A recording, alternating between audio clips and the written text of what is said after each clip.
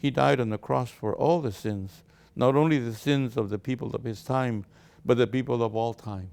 Even the injustices and the violence that is happening now along the border, he looks upon that and he's asking for peace. With growing tensions around immigration policy in the United States, a large and diverse Latino community holds its breath. Almost half of all U.S. Catholics are Latino, with their own culture and devotions, but also unique social challenges. Retired Bishop Ricardo Ramírez of Las Cruces, New Mexico, believes empowering Latino Americans reflects a radically Christian idea: power from the margins, the emergence of the Latino in the church and in society, today on Subject Matters.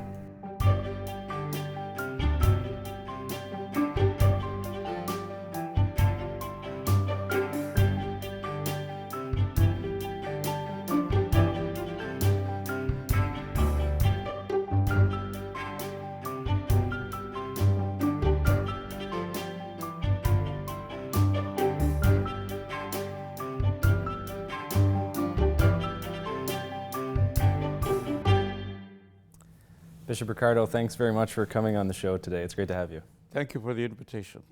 Now, your book is all about the growing impact of Latino communities in the United States of America. And I was really astonished to read throughout the book, especially the level of impact that's having on the Catholic Church. For example, you note that 41% of the U.S. Catholic Church is now made up of Latinos. But just talk to me a little bit about that transformation that you've seen in terms of demographics, culture over the past few decades. I can talk especially about what's happened in the U.S. Southwest, because I am from Texas and I served as a bishop in New Mexico. So I know the Southwest pretty well. But when I was growing up, we were a very small minority, and not only in Texas, where I was born and raised, but throughout the United States. A small minority in society and a small minority in the church. In Texas, for example, there weren't any Hispanic bishops. And over the years, there have been 10 bishops that have been ordained to serve just in Texas alone. In the United States, over 40 have been ordained bishops. Some of them have died, some of them have retired. But even among those 10, 3 of them have been archbishops of the state, which is the highest ranking position in the state of Texas. Texas is a huge state, right, and it's a big Catholic community. There's something like 14 dioceses just in the state of Texas. So I've seen it grow like that, and much of the growth is due to recent immigration. Mm-hmm. But the church was there even before. Not all Hispanics are immigrants. Right. I'm not an immigrant. My mother was an immigrant. My father was not. His grandmother was not an immigrant. They lived in New Mexico. Hispanics have been in New Mexico since the early 17th century. And of course the church was there also with the early missionaries. So the church has been here a long time, but not in the great numbers that it is now. It's also very diverse. That's one thing that comes across in your book, and I think you make an effort to point that out, that this is not a homogenous group of people, the Latino exactly. communities in the United States. We have many Puerto Ricans who are citizens because they're part of the United States. Right. Many of them are Cubans, many of them from the Dominican Republic. And then we have a more recent influx of Central Americans that have been coming. We have a large number of unaccompanied minors who are coming from Central America, from the countries of Guatemala, El Salvador, and Honduras especially, due to the terrible violence going on there, the poverty that has been ongoing for many years, but also gang violence. And the drug cartels have moved in. So many of these children are being forced to work with the cartels and to be part of gangs, and under the threat of their lives. So parents are sending them. Sometimes they pay for someone to bring them over, and sometimes they take buses, sometimes they just walk all across Mexico to get to our border, and then they cross. One of the good things about our government is that we are receiving them. And if they can find sponsors or relatives, then they can go with them. So that's one good thing that we do in welcoming them. And the church is doing a lot to welcome these children. And even in our little diocese, we have taken in hundreds of these unaccompanied children and to be with us and to be fed and clothed and receive all the comforts we can give them until they find a place to go. It strikes me too that a lot of the immigrants to the United States from Latin America are Christians. And when I think about the United States, when we, up in Canada, we think America is still a Christian country. And I'm just wondering, has that sunk into the American Christian psyche that most of these people who are coming, and sometimes Americans are hostile to that immigration, but are they aware? Is that sunk in that these are actually fellow Christians in many cases? I don't think so. Certainly among the bishops. I know the bishops pretty well since I'm part of the conference of U.S. bishops. And almost all the dioceses have immigration services. They provide services, for example, legalizing the ones that are able to be legalized, helping them get their citizenship if they qualify. So certainly the leadership in the church is very aware of this, and many of the lay people as well. But there are still some who do not appreciate the immigrant. They don't appreciate the values that they bring, the work ethic, their faith, and their potential for contributing to our society here. Most of them see them some of them are seen as intruders. They see them as bringing violence. As some politicians have said, they bring violence and other evils to our society. But that's been said of other immigrants as well. I'm sure it was said about the Italian immigrants, about the Irish immigrants. And you speak about the Irish in the book. From other places. Yeah, They been accused of being robbers and rapists and so on. Right. It's not new. New immigrants have generally been rejected by a certain segment of our society. Right. And in your experience too, I know you point this out as well in the book, that the myth that these immigrants who come are somehow an enormous strain on the system in terms of social services or stealing jobs or whatever it is a myth. It's not true. Exactly. The United States is able to absorb, like Canada, we're able to absorb many immigrants. We had no trouble, for example, when the Cubans started migrating to the United States. They were absorbed and they got jobs. Same with the Hungarian refugees when there was the revolt of the Hungarians against the communist regime, and many of them had to be refugees that came to the United States. We absorbed the Hungarians. We absorbed the Vietnamese, the boat people, and others who came to this country, and we're still taking them. So we need workers, especially with the low birth rate, the comparatively low birth rate of Americans. And so we need, for example, people to work in the farm business, because most people don't like to work as stoop laborers, picking crops, etc. And so the immigrant is willing to do whatever jobs they can find, dishwashers or whatever they can find, jobs that other people don't want to have. But it's true, there is a myth that they come here in order to get services from the government and get food stamps and that kind of thing. That is a myth, because immigrants do not qualify to receive these government services. We have to take a short break, but when we come back, we'll talk about the border mass that Bishop Ricardo helped establish and what power from the margins looks like in the era of Donald Trump. Don't go anywhere. Ricardo Ramírez was born in Bay City, Texas, and studied at the University of St. Thomas in Houston before joining the Congregation of St. Basil and ordained a priest in 1966. In 1982, he was appointed as the first bishop of Las Cruces, New Mexico.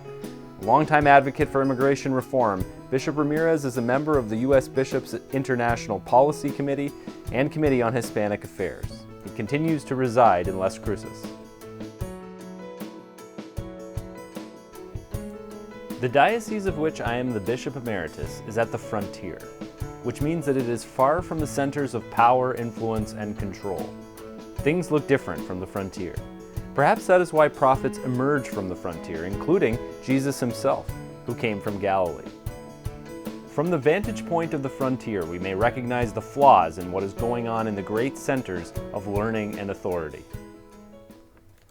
We're back with Bishop Ricardo Ramírez discussing his book, Power from the Margins, The Emergence of the Latino in the Church and in Society. And Bishop, I wanted to ask you about an initiative that's very close to you, which is this Border Mass.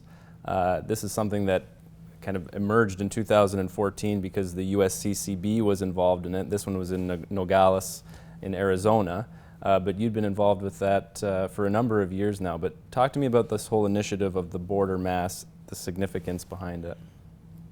Well, I can't take credit for the idea, the concept of this border mass. There were people involved in peace and justice issues in Ciudad Juarez, Mexico, which is the border on the side of Mexico, and others from El Paso, Texas, and from Las Cruces, where I lived and worked. And there was their idea to have this expression, this gesture of solidarity. And this, the initial idea was to pray for those who died along the border, crossing the border. There were hundreds of women who disappeared during that period from Mexico in Juarez, and they don't know whatever happened to them. So we needed to have something to pray together about not only issues of immigration, but also the violence that was taking place along the border. And so it was usually around the 2nd of November, the Day of the Dead. And the idea was a very good one. We had the Bishop of Juarez from Mexico, the Bishop of El Paso, and the Bishop of Las Cruces. And we celebrated a Mass. There was a chain link fence separating the two countries. So we put 2 tables that were the altars against the fence, one on each side, and we celebrated a Mass. It was very moving, especially the at communion and also at the sign of peace, because we couldn't shake hands because of the fence. We couldn't hug like we like to do as Latinos with the sign of peace. So we just put our palms against, and they put their palm. So this is the way we did the sign of peace. Communion was given through the fence. We were able to at least put our fingers across the fence. There was a beautiful gesture of hospitality. Right near the fence, there is a mountain, Mount Cristo Rey, Mount Christ the King. And there is a big cross with a statue of Christ the King on it, inspired by statues around the world of Jesus, especially the Rio de Janeiro cross, and also there's one in the center of Mexico of Jesus as Christ the King.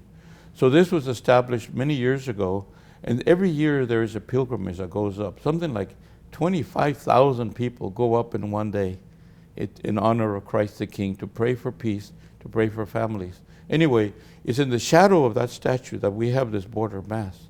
And I had people look at Christ. What does he see? What does he see? The same thing he saw from the cross on Calvary. He sees violence. Not everything he sees is beautiful and nice. He died on the cross for all the sins, not only the sins of the people of his time, but the people of all time. Even the injustices and the violence that is happening now along the border, he looks upon that and he's asking for peace, and he gives his forgiveness. Sometimes farm workers will work the whole week expecting to be paid on Friday. We've heard that some farmers have asked the Border Patrol to come and take them to Mexico before being paid for a whole week's work. So I ask God, forgive us of all these sins. And God forgives everything. But we still want things to change, and that immigrants be treated better. And also laws be changed. The bishops of the United States wish the laws were changed. They would allow more unskilled labor to come in legally. Right now, only 5,000 are able to come legally into the United States. Well, we need many more than that. We can absorb tens of thousands of those. So the laws can change regarding that. They can also change regarding the time that it takes for those, for example, an American citizen who marries, let's say, a Guatemalan person. And then right now it takes many years for them to come together. It takes even longer for children of, let's say the parents are legal in the United States. They may even be citizens. For them to bring their children, it could take as long as 10 years to bring these families together. So those are the kinds of laws that we wish would change so that families would not be separated, and so that people could come in legally and not have to sneak in through the border. Let me ask you about something that you spend a good amount of time in the book, and that's popular religiosity, and especially Marian devotion. This is something that's very dear to Latino people. Why is it so defining of Latino culture and the Latino faith, and what does it mean in terms of enculturation and evangelization in the United States? Yes, popular religion is parallel to the sacramental life of the church. In many ways, it prepares people for something like the Eucharist and the other sacraments. Popular religion includes things like the Rosary, things like the Stations of the Cross, things like pilgrimages, things like devotion to images and statues and paintings. And people have great devotion to these traditions. It is a faith that they bring, and it's the means that they have of approaching God. It's real, and it's true faith that they have. Pope Francis promotes it very much, and so have other popes, such as Pope Paul VI promoted it, or at least blessed it. Pope John Paul II as well, and Pope Francis, because he grew up with that. Pope Francis grew up with popular religion. His grandparents brought him to popular religion. That was a faith that he started with. It's no wonder that he has such great reverence and respect for people who practice these religious traditions, because they're deeply embedded in the people. In a way, there are signs that evangelization has taken place, because these are their faith expressions, and they're true faith expressions. I'm glad you mentioned Pope Francis, because I had to ask you this. In February of 2016, when the Pope was returning to Rome from his trip to Mexico, he left from Juarez, right at the border there. He said in a press conference on the way back that, and I want to quote him here, "A person who thinks only about building walls and not bridges is not Christian. This is not in the gospel." He was answering a question, obviously, about Donald Trump's campaign promise to build a wall along the U.S.-Mexico border in his campaign. I know you agree with the Pope's statement, but it raises a key question, which is, in the current climate, what is the role of the church, and especially the institutional church, in trying to deal with this very real, tangible issue when it comes to people The church being has, divided? in Canada and the United States, has a long-standing tradition of welcoming the immigrant. Not always all the members of the church. Like I mentioned, there's sometimes the ones who arrived earlier do not welcome the ones that come later. The first Irish, the first Italians, the first Germans, and then the new ones come. Well, they suffer rejection. The same thing is happening right now in our southwest of the United States. The Mexican American, who has been there for generations, can at times reject the new ones that are coming from the south. So it can happen that way. But the official church, we have people like Mother Cabrini, for example, who welcomed the immigrants to New York. And it wasn't only her, it was others, priests. The Irish priests welcomed people from Ireland and found them jobs, and found, for example, the young ladies a place to stay, a safe place for them to stay, and found them jobs. So this is a long-standing tradition. And we've settled people, displaced people from World War II, Vietnamese people, Cuban people.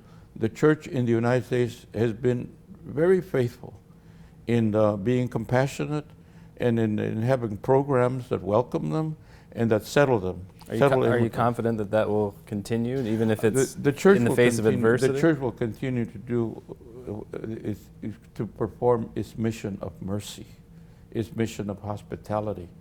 Hospitality is deeply embedded in Scripture. It's starting with the very beginning of the history of salvation. Began with a grand gesture of hospitality. Abraham and Sarah. That is the beginning of the history of salvation, with a gesture of hospitality. Great and wonderful things happen when we practice hospitality. And this happens in the New Testament. I mean, Jesus is invited to a wedding, and we know what happened in that wedding. There was wine galore for everybody. They could drink for a whole week if they wanted to. So wonderful things happened. We have a guest reviewer today. Sister Donna Ciangio is a pastoral associate and also a consultant in ministry formation. Sister Donna.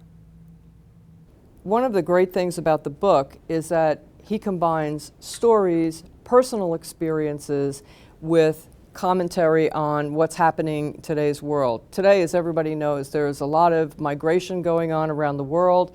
There are lots and lots of people who are without homes. There's lots of people who are immigrants. And because so many things are going on, I feel that this book is really relevant at this particular time. There are a couple of things in the book that I think are really important. And one of the things that struck me in reading the book, and I'll just quote a few things here, is he was talking about a priest who had a great influence on his life, Father Max, who was also a member of his Basilian order.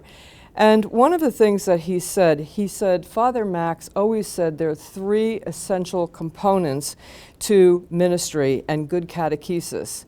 And they are love of Jesus as the Word of God, which is really important to really understand, to have a personal encounter with Christ so that Christ is really your personal friend. And the second one is, and I think this is so important, especially for people in parish ministry today, and that's love for those to whom we preach or teach. And I've heard that said by so many people who are in ministry. People know when you love your people. And the other one is to be always joyful in presenting the message. One of the things that we really need in church today, I really believe, is joy. A lot of people aren't catching joy as they come into church. And so leaders in the church, whoever you are, whether you're lay people, religious, priests, bishops, you've really got to have that sense of joy. There's an Irish expression that I heard actually from a person in South Africa, and she said her Irish grandmother always said, if you really love Jesus, if you really know Jesus, tell it to your face.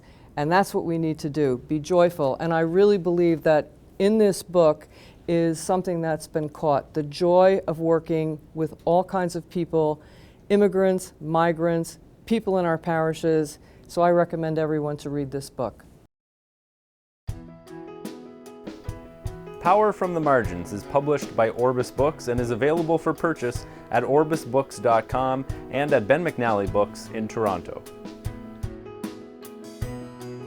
In 2014 at the Border Mass, Yoryat Lara, age 12, and her 10-year-old sister Jocelyn were able to greet their mother, but only with the palms of their hands pressed against the border fence that separated them. Their mother, Trinidad, once lived illegally in the United States in El Paso, Texas. She was employed, paid her bills, and never got into trouble until she was stopped 7 years ago for running a stop sign. She was later deported. As they met at the fence, the mother sobbed, "Don't cry, my queens, don't cry. I love you all very much." "Mommy, I miss you. Mommy," said Jocelyn. When Pope Francis visited the United States in September of 2015, he stopped at Independence Hall in Philadelphia, which is the birthplace of the United States of America, and he spoke directly to the Hispanic American population and encouraged them not to forget their heritage, to be proud of it, and to endure hardships. When you watched that and reflected on what he said, what was the significance of that speech? In a word, he was telling them, you are powerful. The power of your faith, the power of your traditions, the power of your values. You have something to give to this society. Do not be afraid to share these values because you are a treasure. That's just really what he was telling them. Mm-hmm. But it was taken as a great encouragement. I think that in the future we will hear even more from Pope Francis to the Latinos in the United States and in Canada, because we do have this great potential. Power does come from the margins. Jesus Christ was from Galilee. Galilee was seen as the hinterland, the frontier of their days, hillbilly country, where they even spoke funny. Right. And so they made fun of the Galileans. Yeah. And so who comes from Galilee?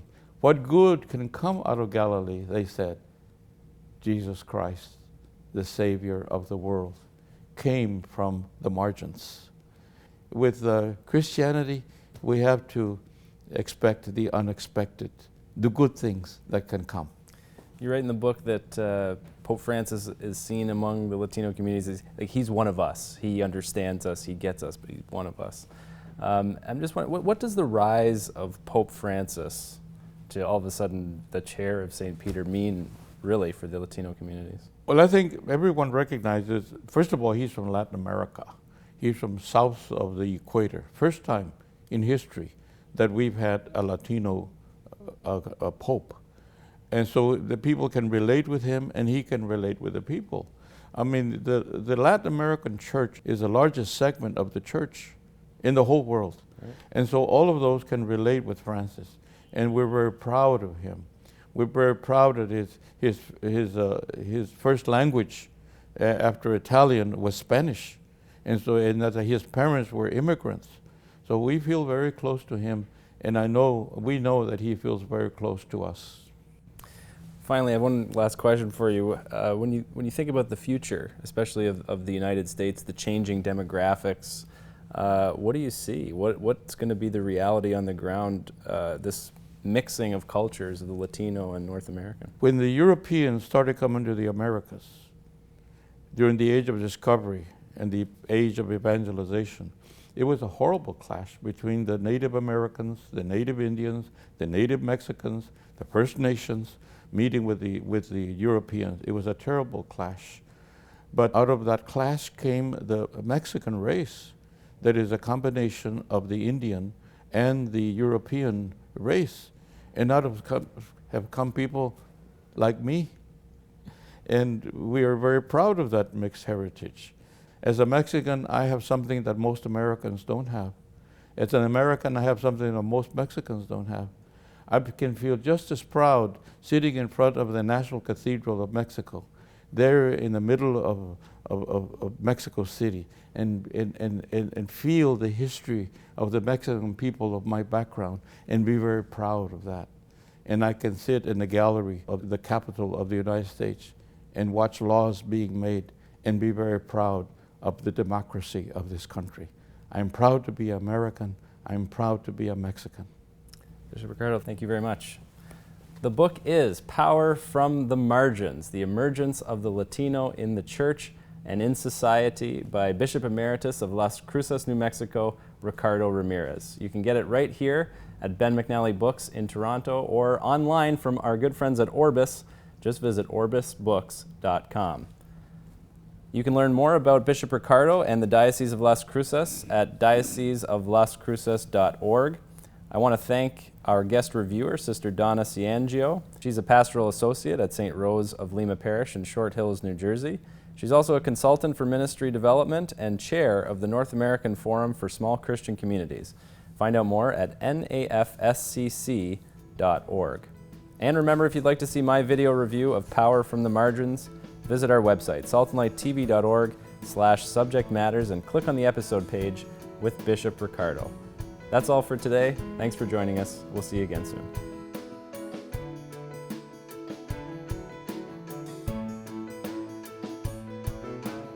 Subject Matters with Sebastian Gomes is sponsored by the Cullen family. Our Salt and Light team works hard to bring you quality Catholic programming like Subject Matters. Please consider supporting our mission by making a donation today. Thank you for your generosity, and remember, our hope begins with you.